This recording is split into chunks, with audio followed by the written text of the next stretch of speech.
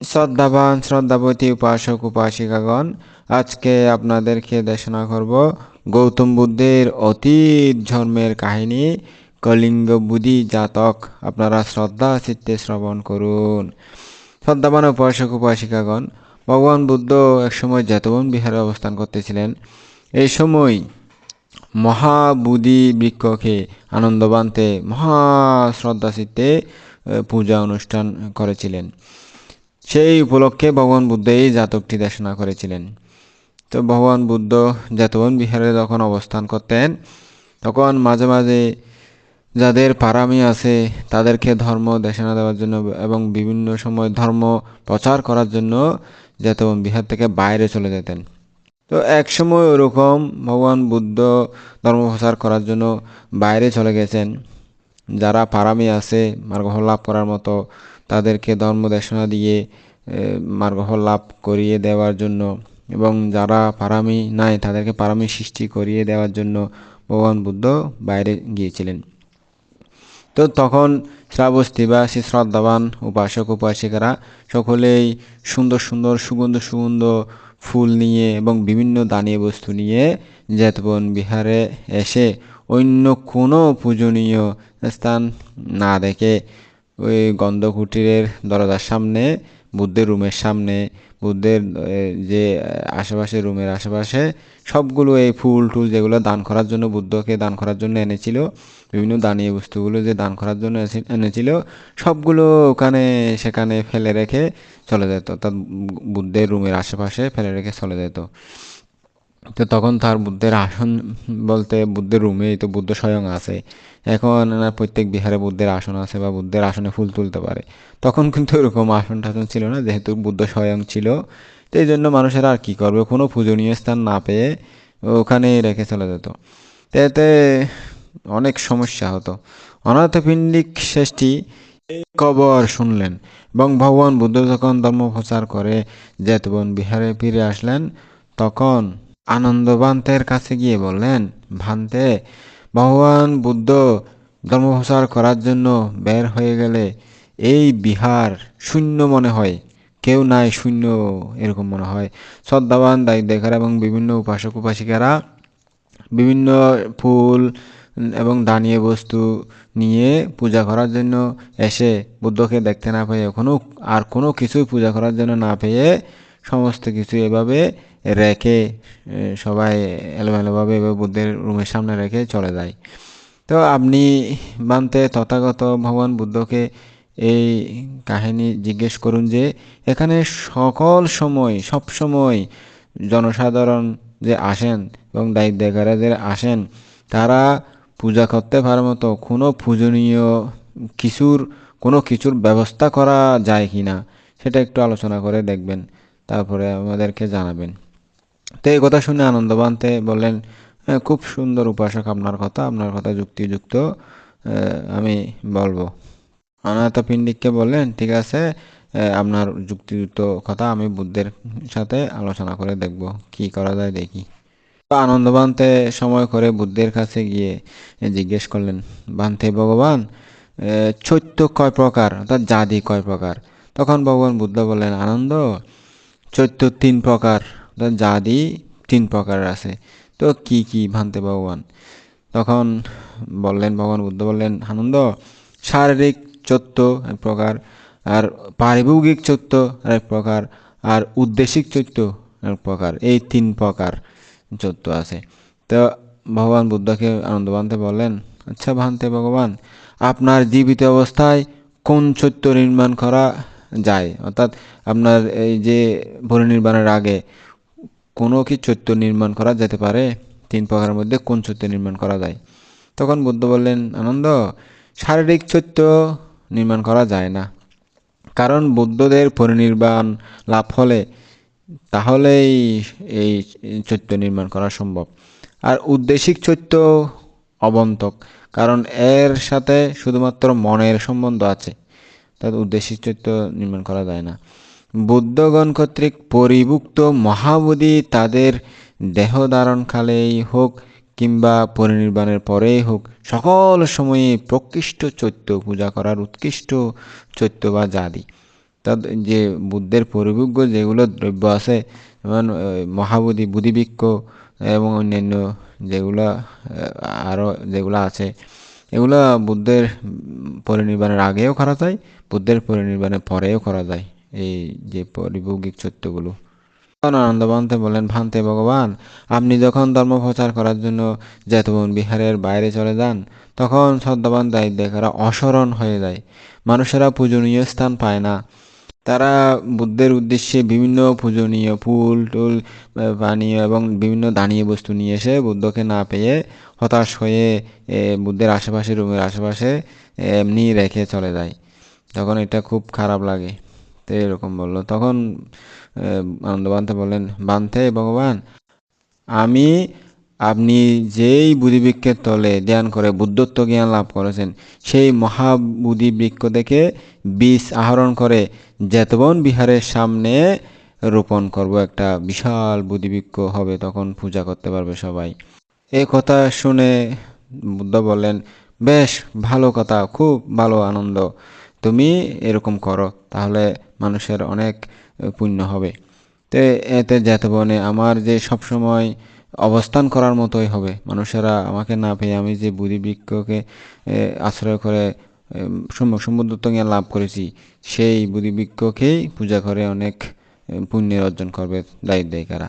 তারপর আনন্দবান্তে অনাথপিণ্ডি ষষ্ঠী, শ্রদ্ধাবতী উপাসিকা বিশাখা এবং কৌশল রাজকে এই কথা জানিয়ে জেতবন বিহারের সামনে একটা বিরাট গর্ত পরিষ্কার করালেন এবং মহামুদ্গলায়ন বান্তেকে বললেন, বান্তে, আমি জেতবন বিহারের সামনে বুদ্ধি বৃক্ষ রোপণ করব।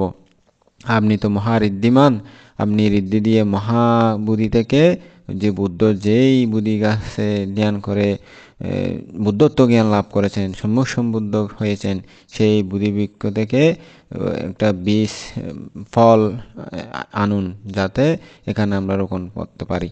মহামোগলায়ন বান্তে বলেন, ঠিক আছে ঠিক আছে অবশ্য, ঠিক আছে, আমি যাচ্ছি। আনন্দবান্তের কথা ইনি সুন্দর করে অনুমোদন করলেন। তখন আনন্দবান্তের কথায় মগ্গলায়নবান্তে ঋদ্ধি দিয়ে আকাশ পথে বুদ্ধি বৃক্ষের এখানে উপস্থিত হলেন। তখন বিন্দুচ্যুত একটি ফল মাটিতে পড়ার আগেই নিজের চিবরে ওটা ধরে নিলেন, ওই ফলটা। তারপর ওইটা এনে আনন্দবান্তেকে দিলেন। তখন আনন্দবান্তে কৌশলরাজকে খবর দিলেন। তখন তিনি বললেন, আজকেই বুদ্ধিবৃক্ষ রোপণ করব মহারাজ, আপনি আসুন। তো রাজা সন্ধ্যার সময়ে বহু অনুচর সঙ্গে নিয়ে সমস্ত প্রকার দানীয় বস্তু নিয়ে ওখানে জেতবন বিহারে আসলেন। অনাথপিণ্ডিক ষষ্ঠী, শ্রদ্ধাবতী উপাসিকা বিশাখা, আরও অনেক শত শত শ্রদ্ধাবান উপাসক উপাসিকা সেখানে উপস্থিত হলেন। আনন্দবান্তে বুদ্ধিবৃক্ষ রোপণ স্থানে একটা বিশাল সোনার কড়াইয়া স্থাপন করে ওটার নিচে একটা ছিদ্র করলেন। সুগন্ধ পানিতে বীজাণু মাটি দিয়ে ওই কড়াইটি পূর্ণ করলেন এবং রাজার হাতে ফলটি দিয়ে বললেন, মহারাজ, আপনি বুদ্ধি ফলটি রোপণ করুন।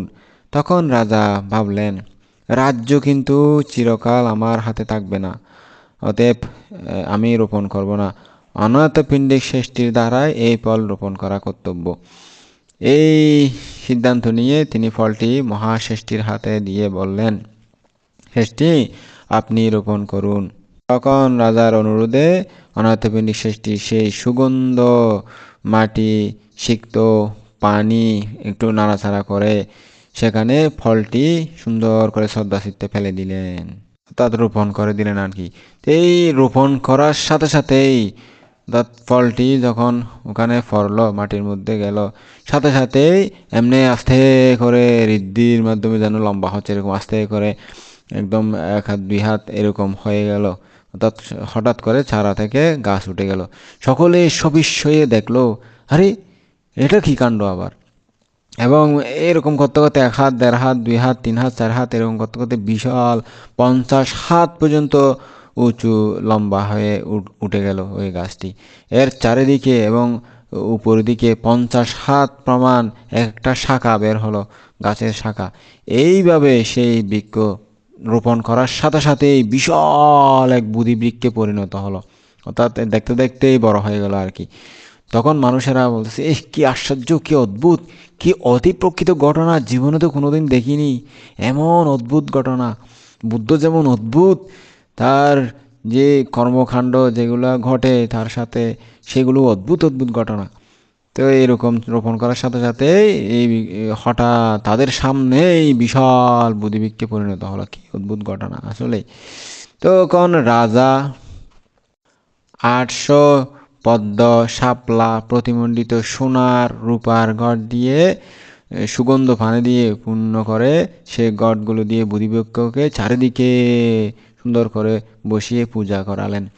এর যে বুদ্ধিবৃক্ষের শাখার চারিদিকে সপ্তরত্নময়ী আসন তৈরি করিয়ে দিলেন। সোনার রেণু মিশ্রিত বালু ছড়িয়ে দিলেন। চারিদিকে প্রাকার নির্মাণ করালেন এবং সপ্তরত্নময় দ্বারকোষ্ঠক প্রস্তুত করালেন। এইভাবে সেই বুদ্ধিবৃক্ষ মহা শ্রদ্ধাচিত্তে সবাই পূজা করলেন। আনন্দ ভান্তে বুদ্ধের নিকট গিয়ে বললেন, হাত জোর করে, ভান্তে ভগবান, আপনি আগে বুদ্ধত্ব লাভ করার আগে মহাবুদ্ধিবৃক্ষ মূলে যে ধ্যান বলে আপনি সম্যক সম্বুদ্ধত্ব লাভ করেছিলেন, আমার রূপিত এই বুদ্ধিবৃক্ষের নিচেও এখন মানুষের হিতের জন্য সেই রূপ ধ্যান এই গাছের নিচে করুন। এই কথা শুনে ভগবান বুদ্ধ বললেন, আরে কি বলতেছ আনন্দ, আমি মহাবুদ্ধিবৃক্ষমূলে ধ্যানস্থ হয়ে সিদ্ধি লাভ করেছিলাম বটে, কিন্তু সেরকম ধ্যানস্থ হয়ে বসলে অন্য কোনো প্রদেশ আমার সে ধ্যানের ক্ষমতা ভার ধারণ করতে পারবে না।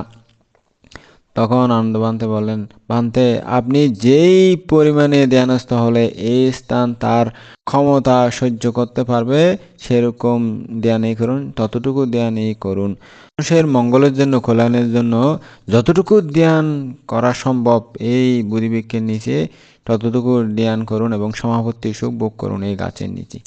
তা আনন্দবান্তের অনুরোধে ভগবান বুদ্ধ ওই বুদ্ধিবৃক্ষের নিচে এক রাত সমাপত্তি সুখ ভোগ করলেন ধ্যান করার মাধ্যমে। আনন্দবান্তে কৌশলরাজ এবং আরও যারা অনাথগুণী শ্রেষ্ঠী বিশাখা সবাইকে এই শুভ সংবাদ জানালেন। অর্থাৎ ভগবান বুদ্ধ রাতে এই বৃক্ষমূলে সমাপত্তি ধ্যানে মগ্ন ছিলেন। এক রাত পর্যন্ত সমাপত্তি সুখে তিনি জীবন অতিবাহিত করেছেন, সময় অতিবাহিত করেছেন। তাতেই বুদ্ধিবৃক্ষও অনেক পূজার যোগ্য হয়েছে। তো তারা সবাইকে যখন জানালেন, তারা এই উৎসবের বুদ্ধিমোহ নাম দিলেন। অর্থাৎ যে রোপণ করা থেকে এই সারা দিন যে তারা সুন্দর করে ফুল টুল দিয়ে পূজা করলেন, সবাই মিলে বন্দনা করলেন, এরপরে সারা রাত ভগবান বুদ্ধ সমাপত্তি সুখে মগ্ন ছিলেন এই বুদ্ধিবৃক্ষের নিচে। এই কারণে সবাই মিলে ওইটার নাম দিলেন বুদ্ধিমোহ। আনন্দবান্তে রোপণ করেছিলেন বলে ওই গাছ পরবর্তীতে আনন্দবুদ্ধি নামে অভিহিত হলো। এই ঘটনার পর একদিন ভিক্ষুরা ধর্মসভায় আলোচনা করতে লাগলেন যে, দেখো ভাই, আনন্দ তথাগতের জীবিত অবস্থায় বুদ্ধি বৃক্ষরোপণ করে ওর মহাপূজার ব্যবস্থা করলেন। ওহো, ভান্তের কি অসাধারণ গুণ! এই সময়ে ভগবান বুদ্ধ সেখানে উপস্থিত হলেন। তাদেরকে জিজ্ঞেস করলেন, হে ভিক্ষুগণ, তোমরা আজকে কি আলোচনায় রত আছে এখানে? তখন তারা বললেন, ভান্তে ভগবান, আমরা এই বুদ্ধিবৃক্ষের জন্য আনন্দবান্তে কত পূজার ব্যবস্থা করলেন, কি বুদ্ধির পরিচয় দিলেন সবাইকে। বুদ্ধের অবর্তমানে তারা কিভাবে বুদ্ধের প্রতি শ্রদ্ধান্বিত থাকবে, বুদ্ধর ধর্মের প্রতি শ্রদ্ধান্বিত থাকবে, সঙ্ঘের প্রতি শ্রদ্ধান্বিত থাকবে, তার একটা সুব্যবস্থা করলেন, বুদ্ধ শাসনের শ্রীবৃদ্ধির ব্যবস্থা করলেন। তার বুদ্ধি দেখে, তার জ্ঞানের কুশলতা দেখে আমরা অবাক হচ্ছি, সেই বিষয়ে আলোচনা করতেছি। তখন ভগবান বুদ্ধ বললেন, হে ভিক্ষুগণ, শুধু এই জন্মে নয়, আগের জন্মেও আনন্দ চারি মহাদ্বীপের সপরিবার সমস্ত মানুষ দ্বারা বহু পূজার যোগ্য সুগন্ধ সুগন্ধ ফুল এবং দানীয় বস্তু দিয়ে সব কিছু এবং সংগ্রহ করে মহাবুদ্ধির বেদিকায় বুদ্ধিমোহ করিয়েছিলেন, অর্থাৎ বুদ্ধিবৃক্ষের পূজা করিয়েছিলেন। তখন ভিক্ষুরা বলেন, ভান্তে ভগবান, এখন এটা তো আমরা দেখতেছি, আগের জন্মে কখন করেছিলেন, কিভাবে করেছিলেন, কোন জন্ম করেছিলেন, সেই দেশনাটি আমরা শুনতে চাই, সেই অতীত জীবনের কাহিনীটি আমরা জানতে চাই, দয়া করে আমাদেরকে আপনি সেই দেশনাটি দিন। ভিক্ষু সঙ্গের অনুরোধে ভগবান বুদ্ধ সেই অতীতের কাহিনীটি বলতে লাগলেন। বুদ্ধ বলেন, হে ভিক্ষুগণ, কলিঙ্গ রাজ্যে দন্তপুর নগরে কলিঙ্গ নামে এক রাজা ছিলেন। আর দুই পুত্র ছিল, একজনের নাম ছিল মহাকলিঙ্গ আর একজনের নাম ছিল ক্ষুল্ল কলিঙ্গ। দৈবজ্ঞরা কুমারদের জন্মলগ্ন বিচার করে বলেছিলেন, এদের মধ্যে যিনি বড় তিনি রাজা হবেন, আর যিনি ছোট তিনি প্রব্রজা গ্রহণ করে ভিক্ষাচর্যা করবেন, কিন্তু তার পুত্র রাজ চক্রবর্তী হবেন, অর্থাৎ ছোট ছেলের পুত্র রাজ চক্রবর্তী হবেন। কালক্রমে পিতার মৃত্যুর পর বড় পুত্র রাজা হলেন এবং ছোট পুত্র উপরাজ হলেন। তার পুত্র রাজ চক্রবর্তী হবে এ কথা ভেবে ছোট ভাইয়ের খুব অহংকার উৎপন্ন হলো মনে। বাহ, আমার পুত্র নাকি রাজ চক্রবর্তী হবে, এরকম করে একটা অহংকার মনের মধ্যে উৎপন্ন হয়ে গেল। আর এই গর্বের কথা, অহংকারের কথা তার বড় ভাই রাজা শুনে খুবই রাগান্বিত হলেন। তখন একজন অমাত্যকে আদেশ দিলেন, হে, যাও এখনই কুল্ল কলিঙ্গকে বন্দি করো। অমাত্য কুল্ল কলিঙ্গের কাছে গিয়ে বললেন, কুমার, রাজা আপনাকে বন্দি করতে চান, আপনি নিজের প্রাণ রক্ষা করুন যে কোনোভাবে। তখন কনিষ্ঠ কুমার তার লক্ষ মুদ্রা, সূক্ষ্ম কম্বল আর খড়ক, এই তিনটি দ্রব্য নিয়ে সে অমাত্যকে বললেন, এই তিনটি চিহ্ন দেখে, প্রমাণ দেখে ভবিষ্যতে আপনারা আমার পুত্রকে রাজত্ব দেবেন। এই বলে তিনি দূর দেশে গোপনে কৌশলে পালিয়ে গেলেন এবং নদী তীরে গিয়ে এক নির্জন স্থানে আশ্রম নির্মাণ করে বাস করতে লাগলেন। মদ্র রাজ্যে সাগল নগরে মদ্র রাজের এক কন্যা জন্মগ্রহণ করেছিল। সেই কন্যা সম্বন্ধেও দৈবজ্ঞরা অর্থাৎ গণকেরা একইভাবে গণনা করে বলেছিলেন যে তিনি ভিক্ষাবৃত্তি দ্বারা জীবন ধারণ করবেন, কিন্তু তার পুত্র চক্রবর্তী রাজা হবে।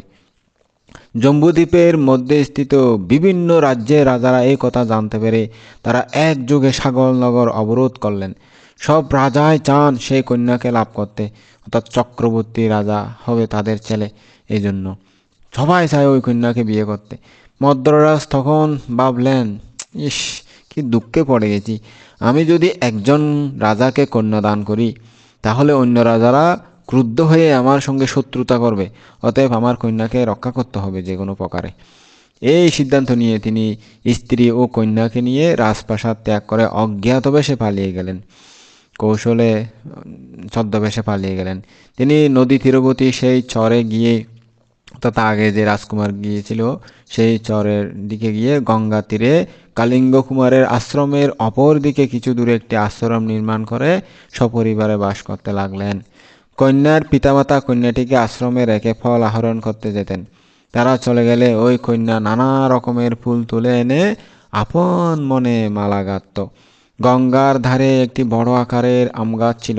সেই গাছের শাখাগুলি এমনভাবে সাজানো ছিল যে মনে হতো কতগুলি সিঁড়ি পরপর উঠে গেছে।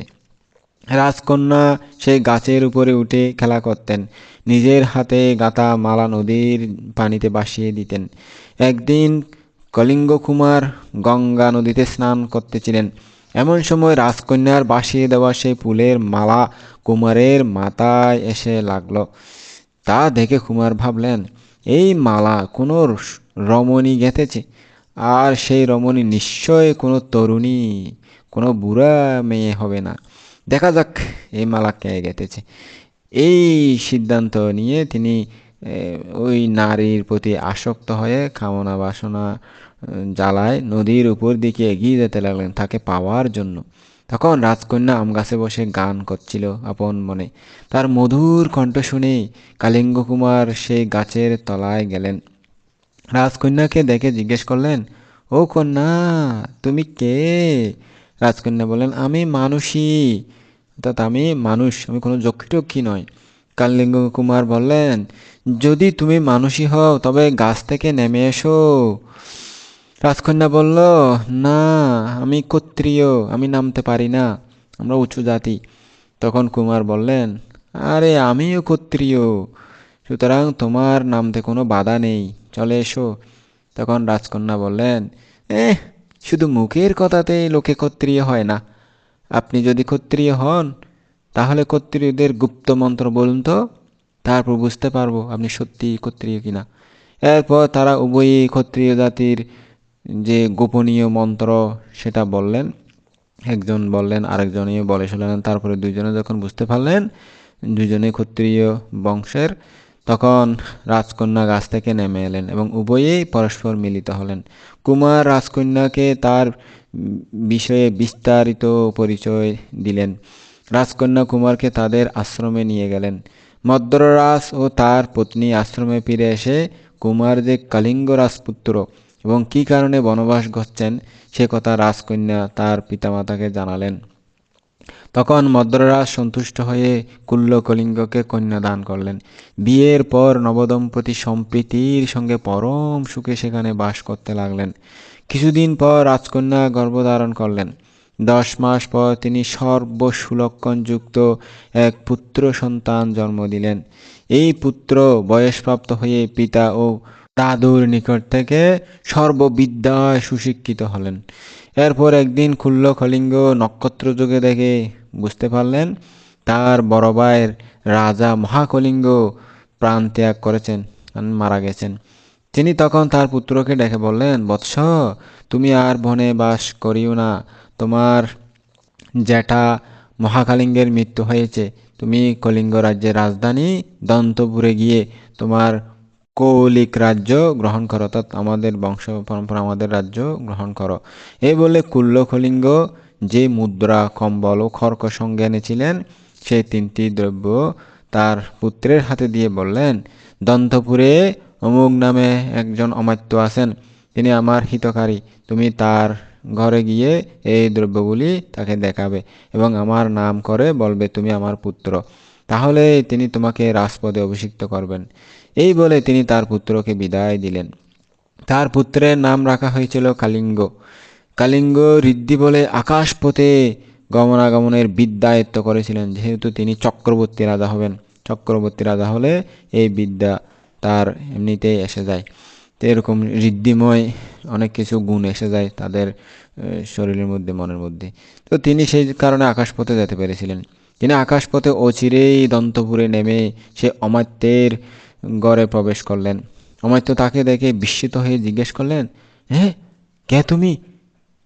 কে তুমি আমার ঘরে এসেছো? কালিঙ্গ তখন তার পিতার নাম করে নিজের পরিচয় দিয়ে পিতার দেওয়া সেই 3টি জিনিস তাকে দেখালেন। তখন অমাত্য বুঝতে পারলেন গণকেরা এর কথাই বলেছিলেন। কুল্ল কালিঙ্গের এই পুত্রই রাজ চক্রবর্তী হবেন। এই ভেবে তিনি তৎক্ষণাৎ অন্যান্য অমাত্যগণ ও রাজ পুরুষদের, সৈন্য সামন্তদের এই ঘটনার কথা জানিয়ে তাদের আসতে বললেন। অমাত্যগণ এই সংবাদ পাওয়ার সঙ্গে সঙ্গে এসে কালিঙ্গকে শ্রদ্ধা ও সম্মানের সঙ্গে অভ্যর্থনা জানিয়ে রাজপ্রাসাদে নিয়ে গিয়ে তাকে রাজপদে অভিষিক্ত করলেন। রাজ পুরোহিত কালিঙ্গ ভারন্দাস নতুন রাজাকে রাজ চক্রবর্তীর 10 প্রকার কর্তব্য শিক্ষা দিলেন। রাজাও তা আগ্রহ সহকারে সেই শিক্ষা আয়ত্ত করে ফেললেন। এরপর তিনি চক্রবর্তীর উপযুক্ত হাতি, অশ্ব, মণি, চক্ররত্ন লাভ করলেন। এরপর চক্রবর্তী রাজার পুণ্য হবে সুন্দরী রমণী স্ত্রী রত্ন এবং গৃহপতি রত্ন ও পরিণায়ক রত্ন, এই 3টি রত্ন এসে জুড়ল। তখন সপ্ত রত্নে প্রতিমণ্ডিত হলেন নতুন চক্রবর্তী রাজা। একদিন কলিঙ্গ রাজ চক্রবর্তী বিশাল সৈন্য সামন্ত নিয়ে বিশাল ঋদ্ধিময়ী হাতিতে উঠে মাতা পিতাকে দেখার জন্য যাত্রা করলেন। যেই মাটিতে ভগবান বুদ্ধগণের জয় পালঙ্ক, অর্থাৎ বুদ্ধি বৃক্ষ, যেখানে ভগবান বুদ্ধ বুদ্ধত্ব লাভ করেন সেই আসন আছে, অর্থাৎ মাটির মধ্যে সেই আসন যেখানে আছে, সেই আসন যে স্থানে আছে ওটা পৃথিবীর নাভি স্বরূপ, অর্থাৎ পুরো পৃথিবীর নাভির মতো মধ্যখানে। তো ওই ঋদ্ধিমান হাতিটি সেই মহাবোধির বেদিকার উপর দিয়ে কিন্তু যেতে পারলো না, ঋদ্ধি দিয়ে তার উপর দিয়ে যেতে পারতেছে না, শূন্যের মধ্যে ভেসে আছে। রাজা তাকে বারবার চলার জন্য ইঙ্গিত দিলেন, বারবার চেষ্টা করলেন, কিন্তু কোনো কাজেই হলো না, যেতে পারলেন না। রাজার পুরোহিতও রাজার সঙ্গে যাচ্ছিলেন। তিনি ভাবলেন, আকাশে তো কোনো বাধা নাই, তবুও কেন রাজা হাতি চালাতে পারতেছে না, কি সমস্যা? এর কারণ কি একটু ভালো করে দেখতে হবে, পরীক্ষা নিরীক্ষা করতে হবে। এরকম তো কোনোদিন হয় না। তিনি আকাশ থেকে নেমে সর্বজ্ঞ বুদ্ধের সেই জয় পালঙ্ক স্বরূপ এবং পুরা পৃথিবীর নাভি স্বরূপ মহাবোধি বেদিকা দেখতে পেলেন। অর্থাৎ ভগবান বুদ্ধ যেই আসনে, যে বোধি বৃক্ষের নিচে সম্যক সমুদ্রত্ব লাভ করেন, সেই আসন কোনোদিন পৃথিবীর মধ্যে ওই স্থান বিনষ্ট হয় না। পৃথিবী যখন ধ্বংস হবে তখনই বিনষ্ট হয়। তখন তিনি এটা দেখতে পেলেন, ওই মহাবেদিকা আসনটি, বুদ্ধ যেখানে বুদ্ধত্ব লাভ করেন। তখনও সেই আসন ঘিরে একটা জায়গায় কোনো খড়কুটো কিচ্ছু উঠেনি, অর্থাৎ কিছু উঠতো না ওখানে, এবং সোনার বালুর মতো চকচকে সুন্দর জায়গা, ওইটা ওইরকমই থাকতো, কিছু উঠতো না, কোনো কিছু দিয়ে ঢেকে যেত না। এর চারিদিকে তৃণ লতা পাতা বৃক্ষ, বুধি বৃক্ষকে প্রদক্ষিণ করার মতো এবং নত হয়ে থাকতো সব কিছু। পুরোহিত এই মাটির যে অংশটি, সেটা দেখে ভাবলেন, হো, এই স্থানে বুদ্ধগণ সর্বক্লেশ বিধ্বংস করে থাকেন। এখানে বুদ্ধগণ ক্লেশ ক্ষয় করে থাকেন, সমস্ত আসক্তি এখানে ত্যাগ করে দেন, এখানে ধ্বংস করে দেন। এর উপর দিয়ে দেবরাজ ইন্দ্র যেতে পারেন না। তিনি কলিঙ্গ রাজের নিকট গিয়ে বুধি বেদির যে বুধি যে আসন, সেই আসনের গুণ বর্ণনা করে বললেন, মহারাজ নেমে আসুন, নেমে আসুন মহারাজ, এই স্থান দিয়ে কোনো কিছুই যেতে পারে না, এখানে যাওয়ার কোনো উপায় নাই। মহারাজ, এখানে স্বয়ং ভগবান বুদ্ধ বুদ্ধত্ব লাভ করে থাকেন এই আসনে, সমস্ত তৃষ্ণা ক্ষয় করে সমস্ত মানুষের মঙ্গলের জন্য তিনি জ্ঞান লাভ করে থাকেন, নিজের মঙ্গলের জন্য জ্ঞান লাভ করে থাকেন, প্রাণীদের হিতের জন্য জ্ঞান লাভ করে থাকেন। তার যে লব্ধ জ্ঞান, সেই জ্ঞান অপরিসীম ক্ষমতার অধিকারী, তার জ্ঞানের কোনো তুলনা হয় না। এই জ্ঞান তিনি সমস্ত মানুষের উদ্দেশ্যে প্রচার করেন। সমস্ত দেবগণ ব্রহ্মাগণ সেই জ্ঞানের ছায়ায় এসে তাদের জীবন শান্ত হয়, তারাও দুঃখ থেকে চিরমুক্ত লাভ করতে পারেন। আপনি যতই মারুন না কেন সেই হাতিকে, যতই অঙ্কুশের আঘাত করুন না কেন, কোনো দিনও সেই হাতি ওখান থেকে যেতে পারবে না, কান্নাকাটি করবে, কোনো দিন এই স্থানের উপর দিয়ে কোনো কিছুই যেতে পারে না। সুতরাং আপনি নেমে আসুন, এই হাতি এত বড় গুরুবার সহ্য করতে পারবে না। এই কথা বললেও রাজা সেটা সত্য কি মিথ্যা পরীক্ষা করার জন্য আবার হাতি থেকে আঘাত করতে আদেশ দিলেন। কেন পারবে না, দেখি সত্য কিনা মিথ্যা, মারো, অঙ্কুশের আঘাত দাও, খানে আঘাত দাও, দেখি কেন যেতে পারে না। তখন এই ঋদ্ধিমান হাতি এত আঘাত পেয়েও, এত চিল্লাচিল্লি করে, তবু সে স্থানের উপর দিয়ে যেতে পারেনি, আকাশেই মানে ওখানে কষ্ট পাচ্ছে। তো রাজার আবার আদেশ দিলেন, মারো, যতক্ষণ যেতে না পারে ততক্ষণ মারতে থাকো, অঙ্কুশের আঘাত দিতে থাকো। তো ওই বেচারা হাতি অতিরিক্ত আঘাত সহ্য করতে না পেরে ওখানে প্রাণ ত্যাগ করলো, ওখানে মারা গেল। রাজা কিন্তু তখনও হাতি যে মারা গেছে সে কথা জানতে পারলেন না। অর্থাৎ তার পিঠের মধ্যে বসে আছেন পেছনে, তাকে ওই হাতি যে চালায় তাকে আদেশ দিলেন মারার জন্য আর কি। তখন যে একটা, উনি যেহেতু চক্রবর্তী রাজা, উনি মারা গেলেও, হাতিটা মারা গেলেও পড়বে না, ওনার পুণ্য পাবে, আবার আরেকটা হাতি এসে যাবে, এরকম হাতি একটা এসে যাবে, এরকমই অবস্থা। মারতে মারতে তো হাতি ওখানে মারাই গেল, উনি বুঝতেও পারতেছে না, যেহেতু শূন্যের মধ্যে আছে মনে করে বেঁচে আছে, এই জন্য আদেশ দিচ্ছে যাওয়ার জন্য। তখন ওই তার যে পুরোহিত বারান্দাস ব্রাহ্মণ, তিনি বললেন, মহারাজ আপনার হাতি মারা গেছে, অন্য হাতিতে আপনি উঠুন, এই হাতি মারা গেছে।